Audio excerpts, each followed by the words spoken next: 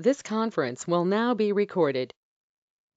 Hey guys, this is Naveen here. Welcome back to Naveen Automation Labs. So guys, today I'm planning to cover one very important thing, that is DevOps interview questions, which is like these days very common, and I have collected a lot of interview questions on the basis of my experience on the different blogs, and I discussed with a couple of DevOps engineers also in my previous company as well as in my current company, and I prepared the best list available for DevOps and DevOps interview questions.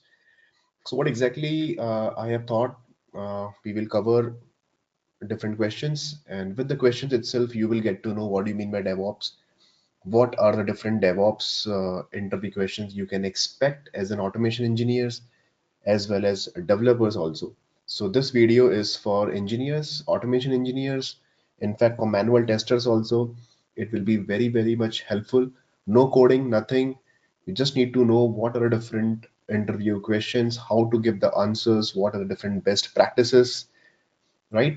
And for developers also, definitely it will really help, right? So I'll try my best to explain you guys on the basis of my experience, and then I think it will take another, I mean, at least 1 hour. So just prepare these questions, guys. I'm pretty much sure people are gonna ask at a time of interview. So I really don't want that, okay, you are totally blank when someone is asking about DevOps, right? So let's start with the first question. So first, explain DevOps. What do you mean by DevOps? So Dev means development, Ops means operation. So when these two teams work together, then DevOps comes into the picture. So DevOps is all about your communication, collaboration between businesses, development, and operation team, right? So DevOps is only about, it's not only about tools that, hey, we have Jenkins, we have Maven, we have Chef and Puppet and all those things, but it's all about unification. It's all about involve people and implement the processes, right? DevOps is inspired by the agile process, because earlier we used to have software development life cycle like waterfall model and V model and prototype model. But in waterfall model, DevOps is not at all okay. I mean, DevOps just recently came, right? 5, 6 years back. But 7, 8 years back or 10 years back, DevOps were not there because we were following waterfall model. So DevOps actually came because of agile. DevOps is all about, it's about automating the development, release, and operation process. Like, I'm not talking about functional automation. I'm not talking about test automation. I'm talking about you have to automate your development process. You have to automate your release processes. You have to automate your operational processes, right? DevOps helps the speed of delivering application to the end user. This is a very important point, guys, because DevOps will help you to speed up your delivery process to the end customer, right? So because the customer is waiting for the new features, and your business has already committed, market competition is really high in the market. So obviously you have to, sometimes we have to do a daily deployment on production. So DevOps, this process will really help you, right, to deliver the product, to deliver the application to the end user as soon as possible. DevOps is all about continuous improvement, which helps in learning through feedback. Exactly. This is like, again, very important point. DevOps is all about continuous improvement, that whatever the feedback, whatever the production bugs we are getting, okay, on production after delivery, we have to keep implementing the things, we have to keep monitoring the things, we have to check what are the different problems actual real customers are facing, right? Maybe it could be any pricing issue, maybe it could be any loading issue, maybe it could be any performance issue, any backend issue, any XYZ thing. Maybe your server is not responding properly with huge amount of load or something. So then you will get to know the real-time feedback, and then you will improve your application, or you will improve your mobile application as well, right? So this is about DevOps. So people who are confused about DevOps, please guys, DevOps is like very much compulsory these days. At least you should have some basic idea. What do you mean by DevOps? Then explain, the second question is that, okay, explain some few prerequisites that are useful for DevOps implementation. So DevOps implementation, guys, first of all, you should have expertise, but along with expertise, you should have some characteristics like um, Commitment at the senior level in the organization, because you need a separate team for that. Senior uh, commitment from the managers, commitment from the your management support should be there. Need for change to be communicated across the organization, right? Communicated across the organization, it's very important. I'll cover these couple of points also later on this particular video. Version control software, as I told you, that we have Bitbucket, we have GitHub, Git repositories, right? You should know that how exactly we can manage, we can control our version controls. Then automated tools for compliance to process. I'm not talking about functional automation again, right? Automated tools means we have automatically build is happening, automatically deployment is happening through Jenkins, through Chef and Puppet, right? There are so many other tools also available in the market. So these are build automation tools. Okay, these are the release automation tools I'm talking about. Then automation testing. Automation testing means, yes, automation testing here we are talking about this functional automation, that whatever the backend automation or unit level automation you are writing, or your front end automation you are using with Selenium, developers they are writing unit level test cases and all those things I'm talking about. And then automatically deployment on different environments, either it is on dev, QA stage, on production environment automatically. So you don't need to wait manually. So release process will be very quick, very fast, and within few hours or within few minutes, you can deploy on production, and then customer will get their application, will get their updates on live environment, right?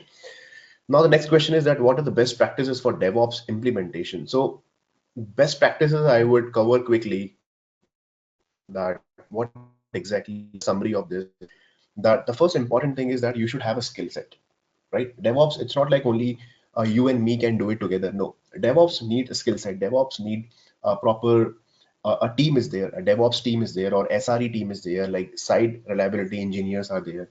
They have the special skill set.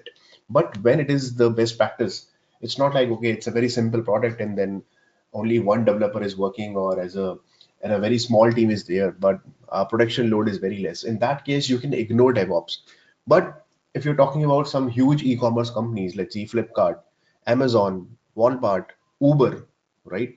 Or any good banking applications, or maybe some other good product companies where they have, let's say Ola is there, right? We have in market, we have Swiggy is there. So in these companies, DevOps is like very, very important, right? So what exactly we have to do that every organization has certain business goals, and DevOps implementation should align with it, right? So what exactly you want to achieve in next 6 months, what exactly you want to achieve in next 1 year and 2 years, DevOps guys will help you to implement those processes properly. And then obviously encouraging communication and collaboration between the different teams, because it's a common thing, it's a common platform. It will be a horizontal services for all the verticals. So communication between the different stakeholders, different development and operations teams are available. They have to work it together like that, right? So in that case, whenever it is needed, then these are the best practices for the DevOps. Automation is the key, should be done and carried out where possible within the SDLC stages, facilities to the working of DevOps. It means automation is needed when you feel that, okay, hey, I have to release in the production daily basis, or sometimes twice in a day also, maybe, or maybe alternate day, or maybe every week we have to do a lot of releases in the production. In that case, manual thing, without DevOps you cannot survive. So when you feel that, okay, yes, we need such kind of tools, we need such kind of team, we need such kind of resources, engineers who can implement these things so that we can deliver our product into the market as soon as possible. In that case, yes, we have to start DevOps activation, right? The tool used in DevOps should integrate very well. So the tool choice also is very important in that case, right? Some different commercial tools like IBM Rational CLM, Microsoft TFS. TFS is your Team Foundation Services. We have Jenkins, right? And right, we have some other different tools also available. In Bamboo is available, TeamCity is available, Circle CI is available for DevOps point of view, Chef and Puppet for deployment point of view. We have Kubernetes, we have Docker, we have Jenkins, we have Maven, and all these tools are related to your DevOps activity. So you should know which tool is the proper tool which can be used for our implementation for our company. right? DevOps implementation is not successful without CI and CD practices, guys. This is like very important. CI means continuous integration and CD means continuous delivery. I'll tell you what is the difference between CI and CD. So continuous integration of your code. Continuously you have to write the code and you have to release the code, you have to merge the code, you have to create a build, and then you have to deliver the same build to the customer, right? From the QA to customer. So that is called CI and CD process. So without that, you cannot imagine DevOps activities, right? It is very important for ops team, operation team to ensure that applications are working very well at appropriate levels. So operation team means like you and me as a development team, as a tester, we are working as a part of the operation team. But okay, but there is a DevOps team, they are working with us. They are making sure that, okay, yes, your code, whatever that you have written, is getting delivered at the right place, and we are getting the continuous feedback. We are taking care about the entire infrastructure, entire servers, everything on production. Not even production, in fact, on the lower environment also, for to provide the infrastructure to the developers, to provide the infrastructure to the testers, right? So in that case, it is very important that DevOps team ensure the applications are working very well at appropriate levels. Finally, encourage feedback from end users. As I already told you that yes, we have to encourage feedback from the end users to enable continuous improvement. So we have continuous integration, we have continuous delivery, and then continuous improvement also, guys, you have to remember, which provides a key of improving the process and delivery quality software, right? So continuous improvement on the basis of the end customer feedback, that is also very, very important, right? For best practices for DevOps. So if you implement these best practices, then it means, yes, you have a really good DevOps team available in your company. You can assume that. Fourth question is that what are the key components of DevOps? As I told you, we have continuous integration, continuous testing. You have to keep testing your code continuously, because continuously builds are coming. Continuously you have to keep testing. Then once the testing is done, you have to deliver the product, and then monitoring means just to get the feedback from the customer. So guys, this is a very important interview question, that what are the different key components of DevOps? So CI, continuous integration; CT, continuous testing; CD, continuous delivery; and CM, continuous monitoring. Explain continuous integration. Now, this is a question that a lot of people are asking. Hey, Naveen, what is CI? What is CD? What is testing in DevOps? What is monitoring? So first question is that, now fifth question is that, explain continuous integration. Continuous integration is a very important component of the agile. So everything is all about agile, guys. Forget about your waterfall model. It is this DevOps activity we cannot achieve in waterfall model. What exactly typically developers will do there, they will work on a certain features, user stories within a sprint, and commit their changes to the version control repository like Git repository and Bitbucket repository. So let's see, 5 developers are working together and they are committing the code. So these, let's see, four developers are there.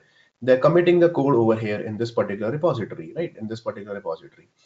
So DevOps, through DevOps, we can merge the code. We can, once the code is available over here in Git, we will create a build, and this particular build, okay, will be available, okay, further for QA and all those things. So that's why, like, developers, they are working on the user stories, they are working on the features, they are writing the code, they are developing the features, and then they will commit the code into the version control repository. It can be Git, it can be some other tools like that. And after that, what is happening? That is, if you see the next thing, once the code is committed, right? Once your code is committed, what do you have to do? That then the entire work of developers is well integrated and the build is performed on a regular basis based on every check-in or schedule. It's very, very important, guys. Let's see, Naveen is a developer. He is writing the code. He will check in the code into this particular repository. So this is a repository. Now let's say Tom is also a developer. He will check in the code into repository.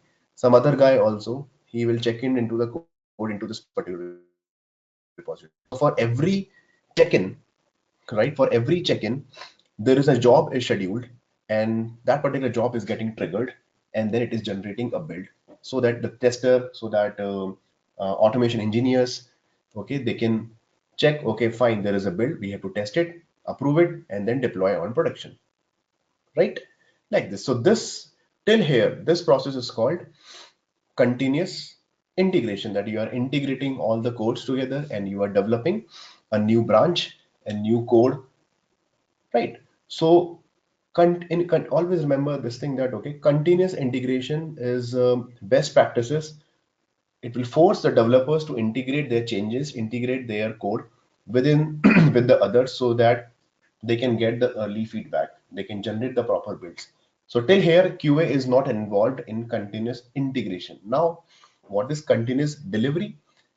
Continuous delivery is the extension of continuous integration. So as I told you that in continuous integration means we will integrate the all the codes from the developers together, right? And then once the feature is developed from the developers, right? And then we have to deliver it to the customer, to the end user as soon as possible.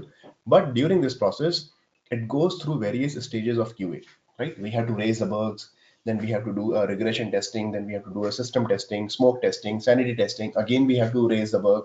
Again, they will fix the bugs. We will verify. They will provide the builds and all those things. Then we will test it on staging environment, etc. And then once everything is fine, we see that, okay, hey, there are no defects in the application. This build is perfectly fine. And then we will release in the production environment or production system. So this is called continuous delivery process, the CD process. Fine. Okay. Now let's talk about explain continuous testing. What do you mean by testing? So once, see, the code is developed, it will be given to QA, right? So when let's say Naveen is a developer who is writing the code, and whenever I'm generating a build, my code will be tested on the basis of my unit level test cases, that what are the different test cases that you have written. So automatically my unit test cases will be triggered, and then it will generate the build, and then automation testers, they will execute, let's see, through Selenium or through some backend automation. We will write some API automation or backend automation, and then we will check, yes, this particular build is fine or not. We will execute our automation. Let's say I've achieved around 70, 80 or 90% of automation, and rest of the things I'll do it manually, and then I'll say that, okay, yes, everything is fine. So this kind of testing process is called continuous testing on the different continuous builds which are coming from CI and CD process, right? First, we have continuous integration. It will generate the build, and then we will deliver it to the QA so that QA can test it. And how exactly they will test it? They will write some unit level test cases, or maybe unit level test cases will be written by Java developers also, or the respective developers also. And then we will write our automation, we will execute our automation test cases. And once everything is fine, then we say, okay, yes, it is fine. Now it is ready for delivery. It is ready for delivery to the customers.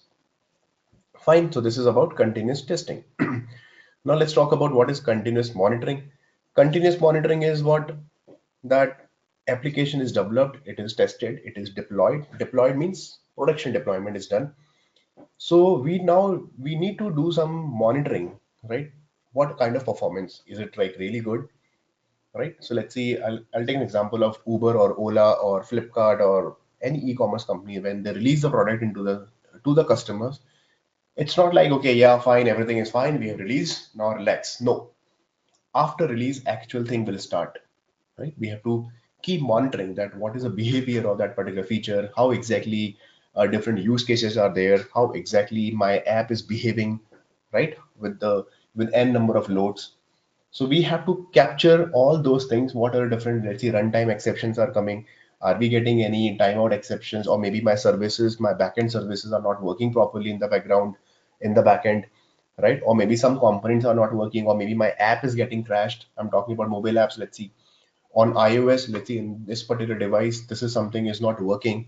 So let's see, for on iOS 6 or Android 6, app is getting crashed, payment is not happening, some payment integration services are not working properly on this particular device or something like this. So we will keep monitoring, right? We will keep monitoring, and on the basis of that, we will note down all these things. We will share these bugs to the developers, and they will fix it. And then again, we will do continuous integration, continuous delivery, continuous testing, and again deliver it to the customer. Okay, guys. So for monitoring also, we have different DevOps tools are available. If you guys are aware about, like Kibana is there, right? Grafana is there, TeamCity is there. I mean, sorry, a New Relic tool is there so that you can check what are different things are happening on production, what are different exceptions. Okay, these are the services which are taking a lot of time. These are the services are giving timeout exception. We are getting some null pointer or maybe any kind of exceptions through the logs. So this is called monitoring. Application, right? Server logs and everything.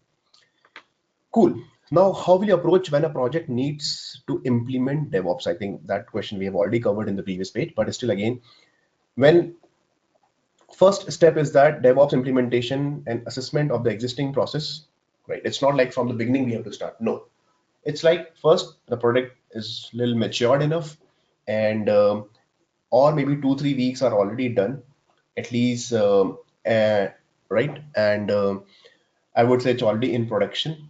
Then it's really needed that okay, my customer base is getting increased. Now a lot of customers, a lot of users are there in my database. So my customer base is getting increased. Now this is the right time that okay, that I have to start my DevOps. Second stage that pilot POC, the proof of concept can be done to showcase that end-to-end working of DevOps. We can showcase that okay, hi, hey, this is the DevOps activity, and we can create a POC according to our product, according to our project and application, that hey, this is the kind of DevOps activity we want to follow. So and then we can showcase, and then we will continue with the same thing later on, right? Stage 3, I would say the project should now be in DevOps mode with all the components of continuous integration, delivery, testing, and monitoring that is being followed. So this is a stage 3 that in a particular project, this is how we have to approach to implement DevOps, right? So although it's a very theoretical question, but you should know when and how and okay, what exactly we have to implement. Now the next question is that can DevOps be applied? See, this is a very important question and people will ask you. So all the testers, all the automation engineers or manual testers, it's a very important interview question. People might ask you at a time of manager round, right? So can DevOps be applied to a waterfall process? Explain the significance of the agile process in the okay DevOps implementation. Now you read this paragraph properly.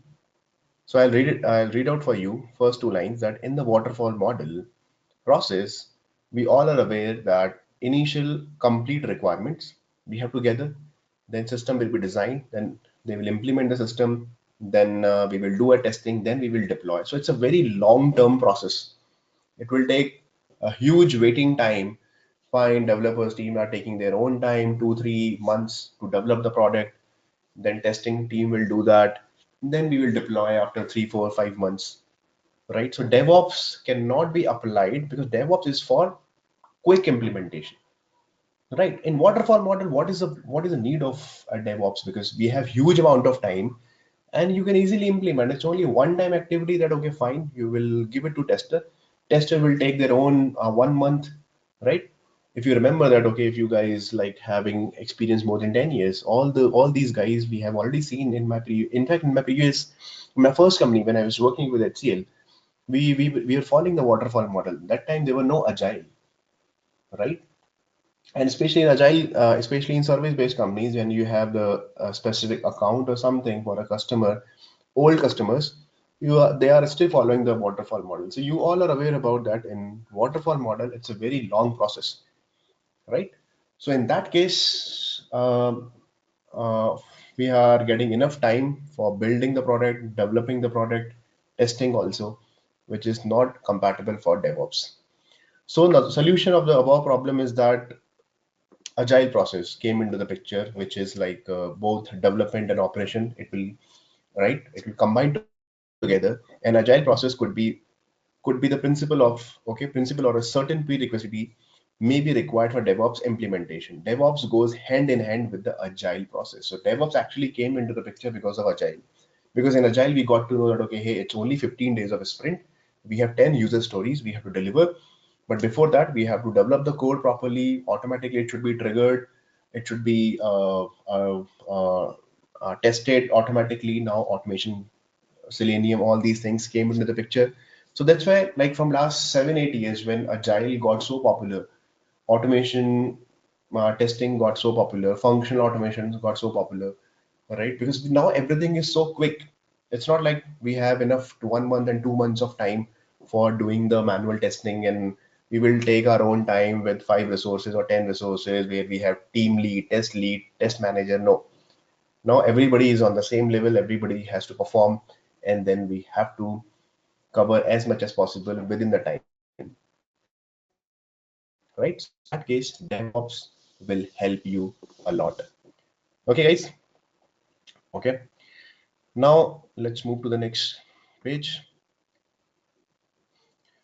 Next question is that what is the difference between continuous delivery and continuous deployment? See, this is a very basic interview question, right? Example in Agile, that many features of user stories that are being developed, it is being tested and ready for deploying, right?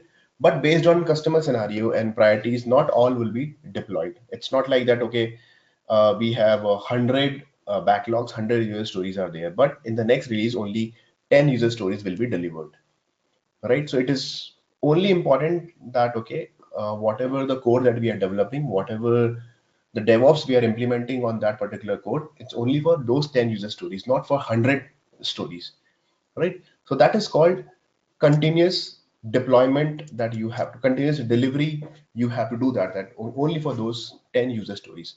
Continuous deployment, that all the changes by the developers, okay, all the changes by the developers and what the pending backlogs that we are doing, and then again we have to follow step by step in next sprint, the third sprint, and the fourth sprint, and the fifth sprint, like that. And then we have to follow the complete components, complete process of the DevOps, and then we will do it on production in an automated way. So that is called continuous deployment, which is happening. So continuous deployment, again I would say, is the subset of continuous delivery, right? Because deployment every time we have to do whenever there is a continuous delivery process, right? But continuous delivery will happen only and only for those user stories which are applicable for that particular release. Got it? So now, what is the expertise on DevOps project? What is your expertise on the DevOps project? So maybe for testers you can ignore, but you should know what are different things. First of all, you should know very well aware about your agile process.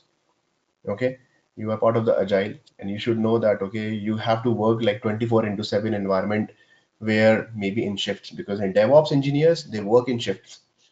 Because let's see, you are working in India and your product is in US, and you have to keep monitoring the things, make sure that, okay, servers are up and running, your infrastructure is absolutely fine, your Amazon Web Services are working fine, all there are so many things. So obviously you have to work in a shift. So maybe for 1 month you are in night shifts, for next month you are in day shift, like this. So you should know first of all that you should not have such kind of problems. Apart from that, you should know what is the proper CI/CD pipeline projects and providing the support to the different project teams. You should know all these tools, technologies, right? Maintaining and extending the environment for DevOps automation to more and more projects on different technologies. So you should have at least some basic idea. Okay, this particular application is built upon on .NET or Java J2E or Python or whatever.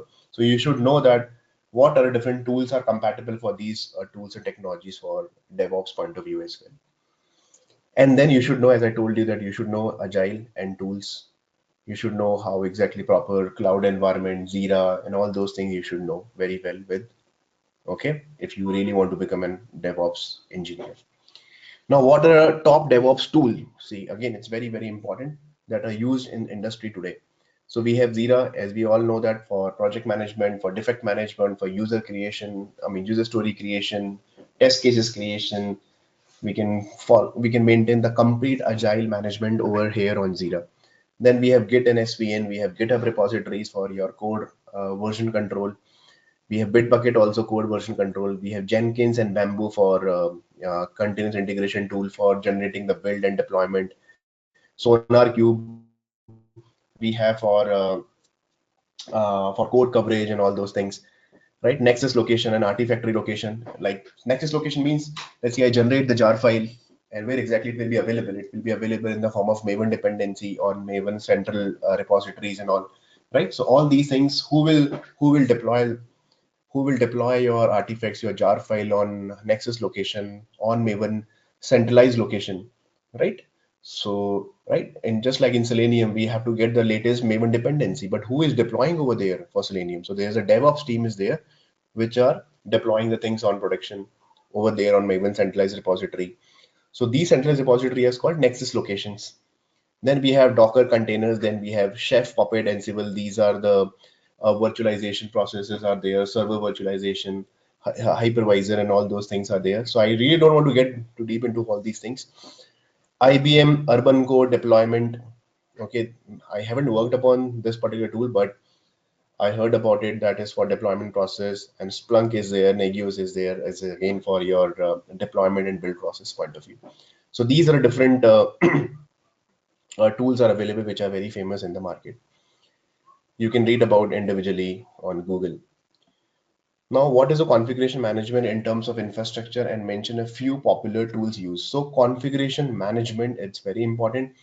Like if you are, let's see, configuration management consists of practices and various tools involved to automate the delivery and infrastructure operations.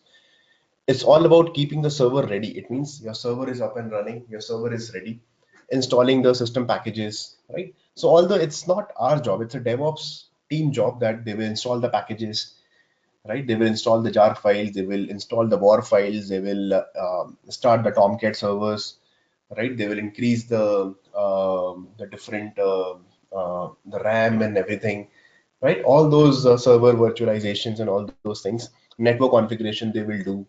They will whitelist and all these IP addresses, and right, they will control the hacker and all those security concerns and all those things they will provide at the system level, firewall, right? So all these things for infrastructure point of view that we have to use different tools for that. Tools like Chef, Puppet is there, as I told you, that Chef, Puppet, and Ansible. These are the tools are available for such kind of thing, right? Which scripting tools or language used in DevOps? Generally used, most of the DevOps engineers, they use Python, because Python is very, very lightweight, very quick, very fast as compared to Java, and Ruby also very popular. But if you really want to become a DevOps engineer, guys, you have to be really, really good in Python. Okay. So yeah, these are the different languages you should know about it. Now, next question is question number 16, that explain the typical roles involved in DevOps. So as I told you, like we have one DevOps architect who is the leader who is responsible for the entire DevOps process. We have different DevOps engineers, right? Engineer level 1, level 2, level 3, who are experienced in Agile, who are experienced in all CI/CD, version control, Git, and all these automation tools are available, right? Infrastructure automation, database management skills. They should know how to hit a SQL query and NoSQL queries and all those things. They should be. These are typical roles are there. So architect and engineers, or maybe sometime DevOps manager also, you can say that. Have you been involved in DevOps implementation in the cloud? If yes, then cloud computing platforms. Tell me the cloud computing platforms. So if you are involved, you can say that, okay, yes, very popular AWS, Amazon Web Services.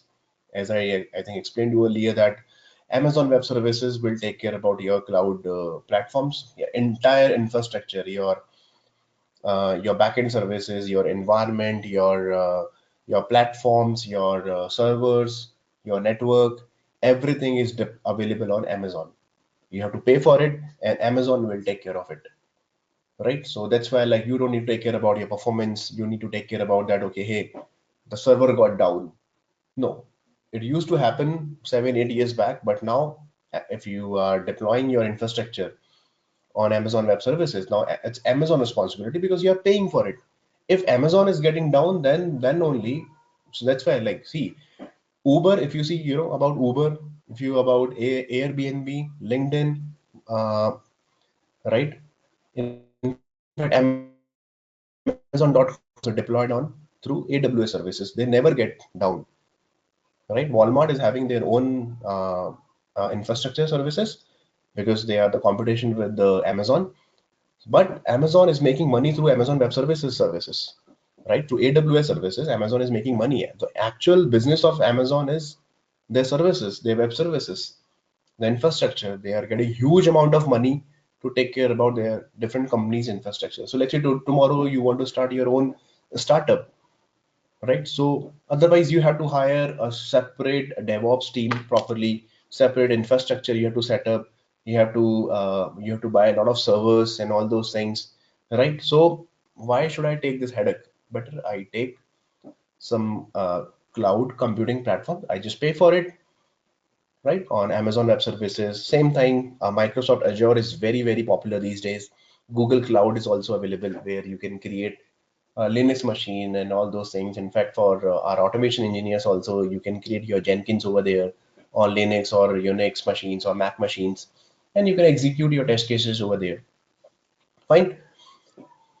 What are core operations of DevOps in terms of development and infrastructures? As I told you that we have to application development, then we have code developing, code coverage, unit testing is very important, and then we have to do a packaging.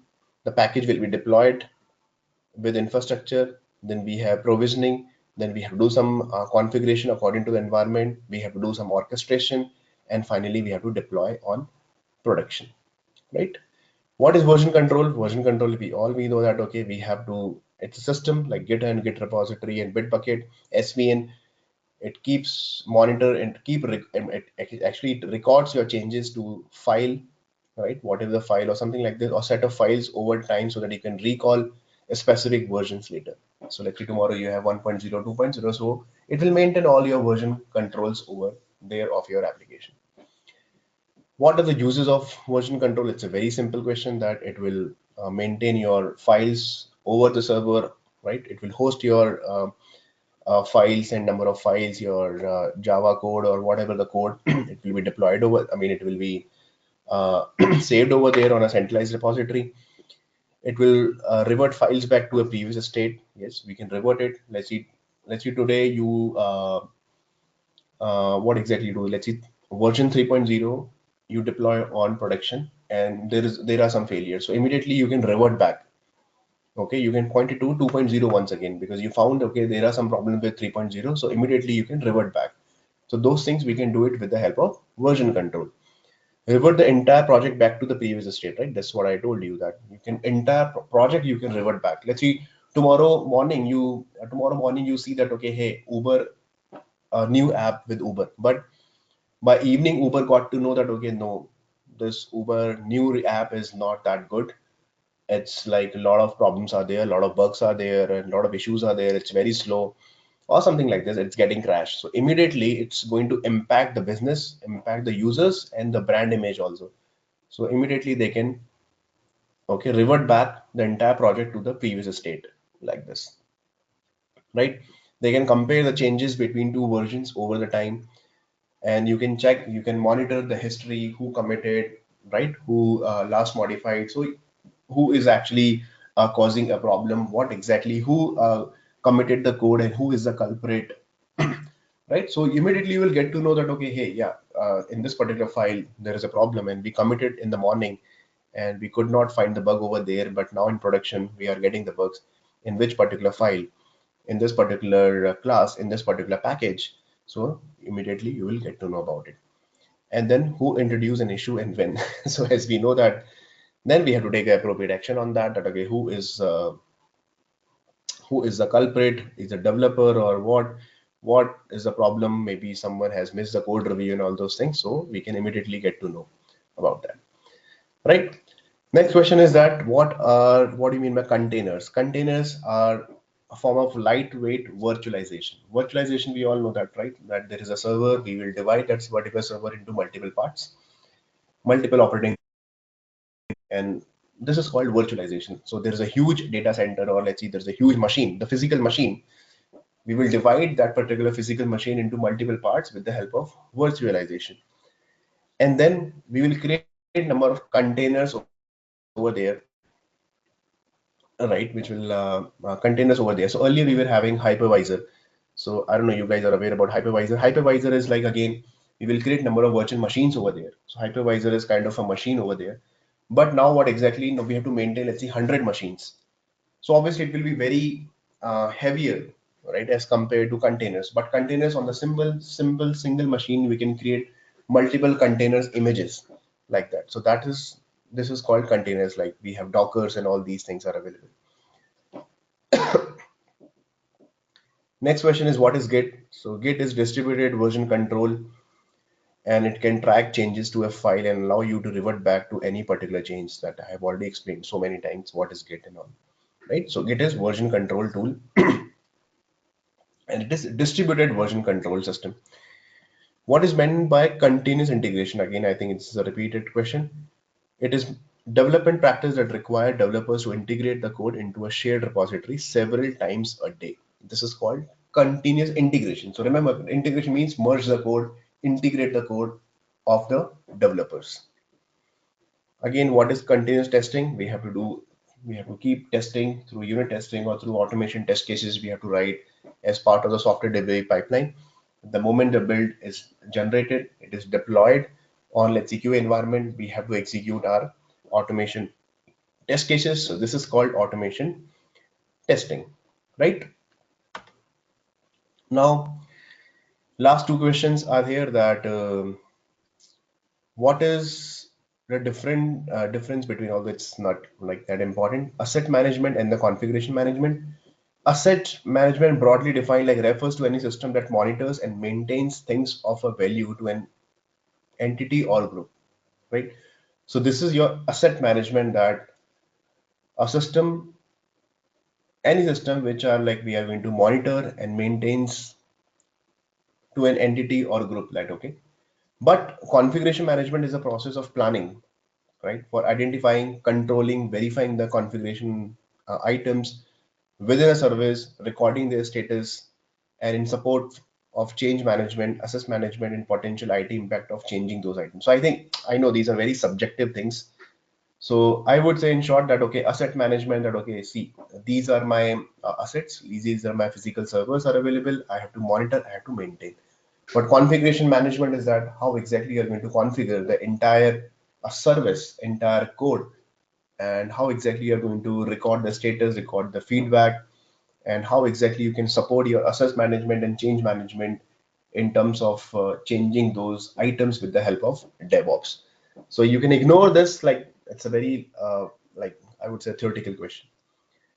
Last question, again, we're going to ignore this, how exactly HTTP work. So HTTP, as we know that, as a protocol, hypertext transfer protocol, in a client and server model. So we know that, okay, we have one client, so this is your client and this is your server, and whatever the information is getting transferred with the help of HTTP protocol, right?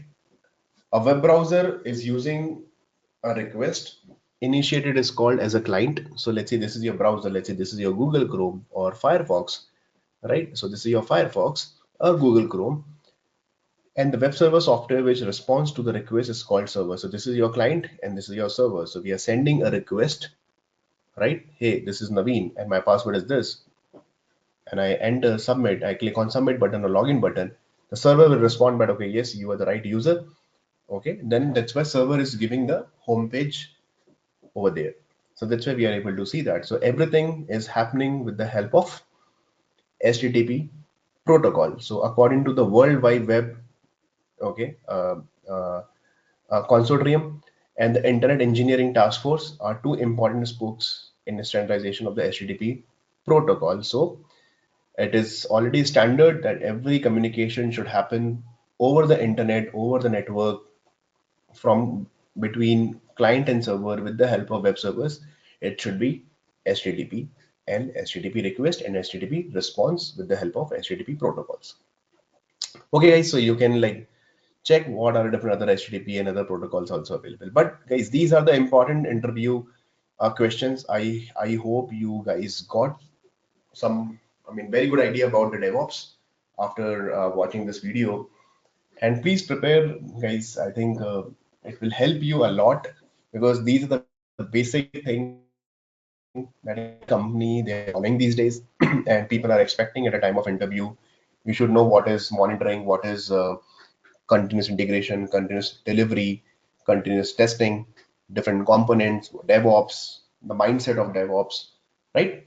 So I tried my best to explain all these things. Maybe I can share these interview questions on my blog and you can have a look over there. Okay, cool. Thank you so much, guys. Thanks for watching this video. And this is my channel, guys. Please subscribe to the channel, Naveen Automation Labs. You all are aware about it. And if you have any questions, any suggestions, please feel free to write in the comment section, right? So please subscribe to the channel. A lot of new things are coming in, okay, in future. And if you subscribe and if you press the bell icon, automatically you will be notified about that. Thank you so much. Thanks for watching.